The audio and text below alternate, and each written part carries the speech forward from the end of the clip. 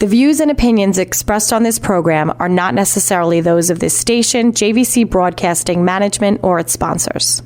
With so many people living longer, the fear of outliving your money becomes a reality for many of us. Will I be a financial burden? Will I outlive my money? How will I be remembered? My name is Neil Himmelstein, president of Main Street Planning Group. Please contact me by visiting mainstreetplanninggroup.com. That's mainstreetplanninggroup.com, or call 631-647-4694. I will introduce you to strategies that will guarantee you will not outlive your money, that can guarantee you will not be a burden on your loved ones. Through a collaborative approach, we will uncover solutions that offer tax-efficient strategies, lifetime income, and legacy planning, choice, organization, direction, and education. That is the code we stand behind. Contact mainstreetplanninggroup.com, that's mainstreetplanninggroup.com, or call 631-647-4694. And listen to me every Friday at 3 p.m. as I host the Main Street Code for Financial Success, right here on 103.9 LI News Radio. Good afternoon. Welcome to the Main Street Code for Financial Success. I'm your host, Neil Himmelstein. I'm here every Friday at 3 o'clock. If you miss an episode, you can always catch me on Apple or Spotify, or visit themainstreetcode.com, where I have YouTube recordings of all my shows. You can always go to LI News Radio website if you want to live stream at 103.9 LI Radio. And we are very happy to be here this beautiful day here on Long Island. When we talk about our code, we talk about choice, organization, direction, and education. We help hundreds of advisors across the United States, whether they're attorneys, CPAs, or other financial advisors, with insurance solutions for you, whether it be life insurance, long-term care, disability, annuities. And we do life settlements where, hey, I can't afford my policy anymore, and I don't want to lapse it, but maybe you can get something for it. And we've been very successful lately in doing a lot of those. Today, I really want to talk about a topic I've talked about before, but I really want to get into details because I'm seeing the implications of what happened with this thing called the Secure Act. And there's a Secure Act 2.0. They keep messing around with this thing as part of the big tax bill. And basically, the rules have changed in the last 2 years on how you can distribute your IRAs or your 401ks after you pass. And it has tremendous tax implications for your next of kin. And you need to know that. It's very important. So what the IRS is saying is, and they've improvised it, they want you to take 10 equal payments from any 401k distributions. You could take a lump sum, or you could take the payments after you pass. So, other than your spouse, if you leave it to your child or your brother or your sister or somebody else, or your nephew or your niece, that 401k or IRA is 100% taxable as their ordinary income. Now, the IRS has come back and said you need to. You used to be able to stretch those payments out, so your children or your next of kin, whoever, wouldn't bear the tax burden of taking it all at once. But the IRS has now come back and said over the last couple of years, you have to take it out over 10 years. There's some exceptions, but they're very few. So you take it out over 10 years. Now, there's a very specific way of taking it out over 10 years so you don't get tax penalties. And one of the biggest solutions that we've been using that works is a 10-year annuity that pays 10 equal payments over the year that fills the IRS guidelines. It has to be structured exactly correctly as an inherited IRA, and has to be done correctly with an insurance company so that the IRS doesn't come back and create all kinds of taxation. Now, I want to talk about 3 or 4 different situations that I've encountered just in the last couple of weeks. And they're encountering every day the impact of this law has been affecting people negatively if they have not planned, positively if we stretch it out and we plan it right now. But let me tell you some of the implications that I've seen. I know of a family, a gentleman who died, and he had 2 daughters. And one really was living in an apartment. he wanted her to have the house. The house was worth $500,000. So in his will, he gifted her the house. Now, he did, over his lifetime, save $500,000 in an IRA, and he left that one to the other daughter. Who made out? The one who got the house or the one who got the IRA? Well, the other daughter took the $500,000 and said, great, I got $500,000 cash. You think that would be better than the house? Well, guess what? She had to pay ordinary income tax on the entire $500,000 immediately, or within 9 months. So even though she spent money, this and that, at the end of the year, she had a huge tax bill. Not only did she have to pay tax on the $500,000, but she was making $100,000 in income.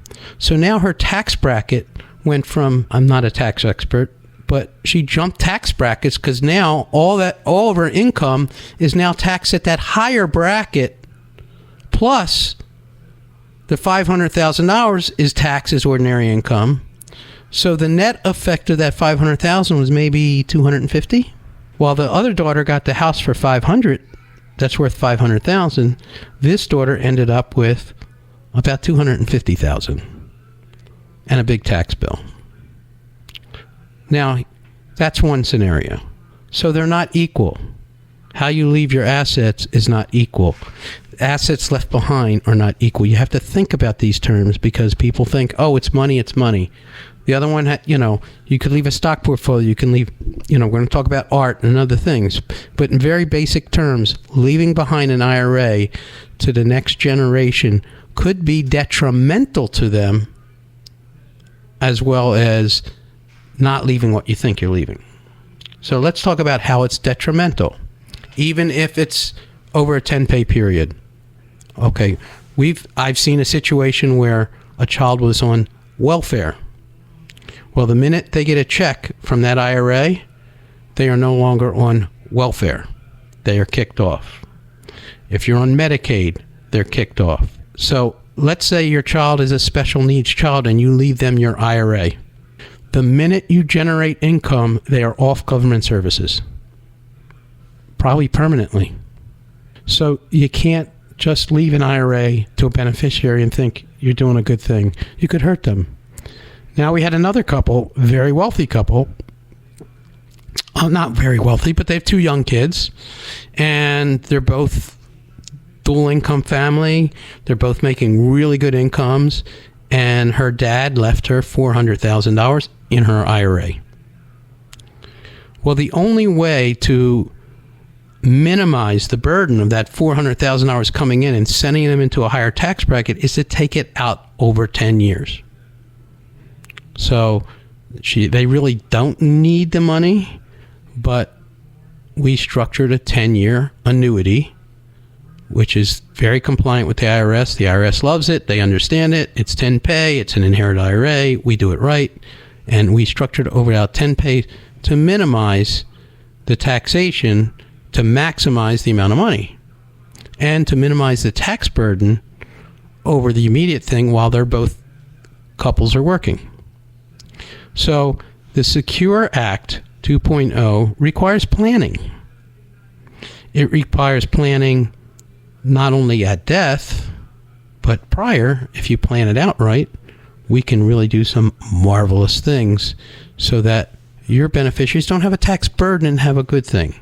So one of the big things that we're getting calls on every day is long-term care. Long-term care is very important. Not only do you want to accumulate assets, but as you retire, you need to protect them. So one of the ways to protect them is with long-term care. Where do I find the money to buy a long-term care policy? Well, one of the places you can find the money, which you have, is maybe in your IRA. And maybe if you take out some distributions to pay for long-term care, you can have some tax deductions as you're paying for it, and we can make it a very efficient use of your money. Now, we had a farmer that called us up. He has a farm, has good money, good income coming in, and he bought IRAs, because he's self-employed, for him and his wife, and they've accumulated a couple $100,000 each. And he called me about long-term care, and he says, I could take out distributions of that. That's a great idea. And there's several ways of buying long-term care. You can buy the old traditional way. You can buy the other way. And this led to a lot of questions. And when we get back, we're going to go into detail about the type of planning and the discussions we're having with this couple and how we like to see it solved. And it's not up to us. It's what makes the most sense for everybody. You're listening to the Main Street Code for Financial Success. I'm your host, Neil Himmelstein. I'm here every Friday, 3 o'clock. If you need to get hold of me, the best way, 631-647-4694, or visit me at themainstreetcode.com. Again, 631-647-4694. We'll be right back after a short break. Thank you.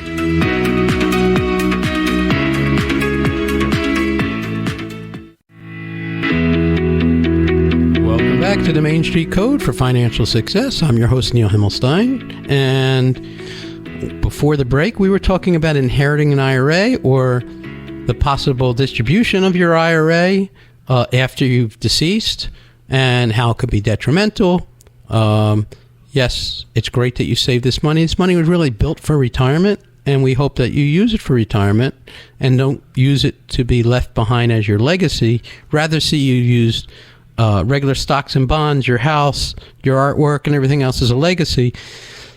The IRA is just not a tax-efficient way to pass money to the next generation. So if anybody got that before the break, that was the message. Yet, if that's the case and you're faced with that and you're the beneficiary of an IRA, know that you need to reach out to us to plan it properly so you don't have a big tax burden yourself. We get a lot of calls like that. But also, prior to that happening, it's a great planning moment to say, if you've done very well and accumulated money in your IRA, but your accountant's saying, just put away, just save it, tax deduct. Well, at some point, that money is meant for you to spend it. So why not use it to help protect yourself and create more income for yourself and more for your legacy? We do it so that we can protect it, increase it, and have a tax-free world down the road. So before the break, I was talking about a couple that called us that own a farm, but they have 2 kids, which I didn't know about initially. They just called me because they were referred to me. We need long-term care.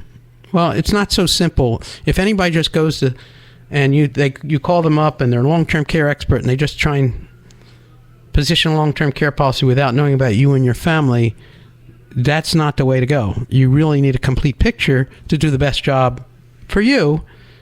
And, expect somebody who knows what they're doing is going to ask you a couple questions. How are you going to fund this thing? How are you going to prepare for this? How are you going to... Listen, if you don't prepare for long-term care, you're headed for disaster. Because if all your money you saved it into a retirement aspect, and you have a long-term care event. What's a long-term care event? Well, I can't perform 2 duties out of 6. Maybe I have a cognitive issue. Maybe I can't dress myself. Maybe I can't drive a car anymore. I can't go to the store. I can't feed myself. I can't clothe. I can't bathe myself. My spouse can't get me in and out of the bathtub. Okay, it's a big problem. That's what my parents had. Slippery place, very common issue as we get older and we're living longer and longer. The likelihood of us having some sort of long-term care event, the odds are, they're saying over 70%. I think it's closer to 80%, especially for couples. It's over 85% that one of the couple is going to need some sort of care in the home, hopefully, not in a nursing home or assisted living, but, potentially, we'd all like to stay home as long as we can. But where are the funds to help pay for that? It's not coming from your medical insurance. It's not coming from the federal government, even though they're the number one suppliers of care. It's called Medicaid, where you have to impoverish yourself to get that care from the government. And as they're making cuts and they need money because they have so much deficit, the more likelihood that you're not going to get the kind of services that you would really like. And it's going to be very limited if you can get services, and if they need to put you in a nursing home. So where do you go for money? Well, I got this 401k. Great. So you take the money out of your 401k, and you get taxed. And all that money is taxable. So it's great. So now I'm paying more taxes. I'm getting care, and I drain my entire retirement. This is what's going on. So these long-term care policies that will not force you to drain that asset, but they've evolved into life insurance with long-term care, straight long-term care, annuities with long-term care. There's all kinds of different versions now of how to prepare for this. But I'm focusing today on your IRAs and your 401ks. And what we like to do is take a distribution from them early, not after we die. I've already talked about that ad infinitum for 10 minutes, 15 minutes, about the causes after we die and what happens to that money and how heavily taxed it is. But we take out an income stream and we buy long-term care with it. Now, what I like very much, what I think is a great idea, is if we truly wanted that money for a legacy as well as protecting us for long-term care, that's where these hybrid policies really make a ton of sense. Where if I don't need the long-term care, it's a life insurance policy. So I can actually replace my IRA with that income rather than leave my beneficiaries $500,000 that is going to be taxed, which will end up being $250,000 or less based on my previous illustrations. If I buy a life insurance policy with some of that income, I could leave $500,000 tax-free. That's a bigger number than $500,000 taxable, wouldn't you say? Absolutely. So if I can also protect myself with long-term care with those same dollars, it's a home run. So I can get $500,000 of long-term care and $500,000 of long-term, and if I don't need it, it goes into a life policy that goes tax-free to my heirs. We're doing a ton of this business today because it just makes sense. And you know what? These policies have cash value. And if I don't need long-term care, and if I don't die right away, and I need money, I can borrow from this policy as a cash play that's not taxable, as well as still have my IRA intact. It just opens up all the doors of protection, and I can leave more behind, and I can protect myself, and I can have more income myself from all this. So this is the type of plan we structure, and we find out, we go a little deeper when we talk about this, because we want to know where your kids are in life. It's so important. Because in any family, especially if there's multiple children, and you do want to leave a legacy, one child may be well off. They don't need anything. One child may have special needs. Maybe they're autistic. Maybe they can't work because of whatever reason. Maybe they've been through a brutal divorce. Or you may not like the son-in-law or the daughter-in-law of one of the children, and you want to make sure that they don't get their hands on the money. So we have to set up trust work and do that properly. So there's so many little intricate things. It's not just, hey, I want to buy long-term care and I buy this policy. No. Planning involves multi levels of planning. You know, if you do one thing, just like another thing can happen. So we like to be as comprehensive as possible to help you in your planning with your family. That's so important. Okay? To the point of, and I may have not made this point this show, that sometimes you need legal work, estate work, and you want to have an attorney who specializes in just estate planning. Sometimes you need a strong accountant, okay, who understands taxation, today, current, and future. Sometimes you have investment advisors that you already have. But at the end of the day, we bring them all together on one table so that your plan works for you in every angle. And if you don't have the components, it's okay. We can help guide you into getting you the right component for you. Everybody's not right for everybody. I say that all the time. Everybody is not right for everybody. You want to have the right person to help you, and the right person is going to sit and listen and work with you to put the pieces together for your planning.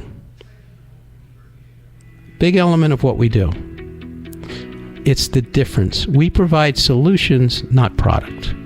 Solutions to help you carry on your legacy to your next generation. You've been listening to the Main Street Code for Financial Success. I'm your host, Neil Himmelstein. I'm here every Friday at 3. Best way to get a hold of me call me for questions, comments, anything. Just don't call me names. I'm very sensitive about that. 631-647-4694. Have a great weekend, everybody. Again, please reach out if any questions or comments. If you'd like to sit down for a consultation, costs you nothing, just a little bit of time on my end. And we like to work with you and work with your family and friends. Thanks.